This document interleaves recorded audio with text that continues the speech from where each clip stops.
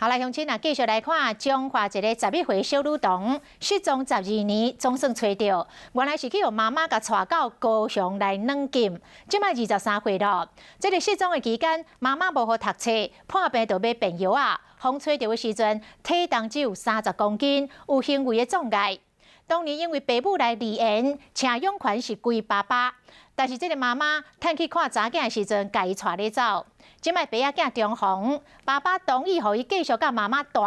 也毋过两母仔囝所住的所在，即摆同人知咯，所以社会处协助因来搬厝。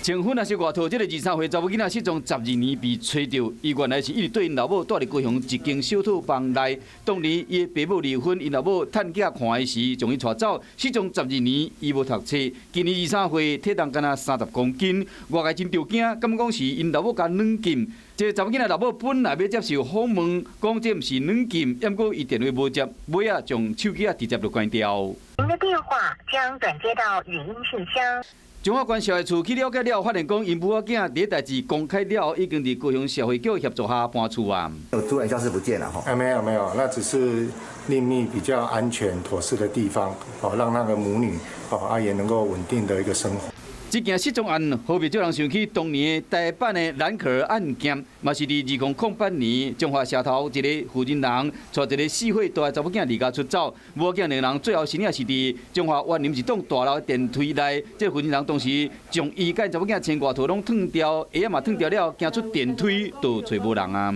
初步研判可能是与谢姓女孩的案件，他们这相类似，应该是因为家庭的某些因素才离家出走。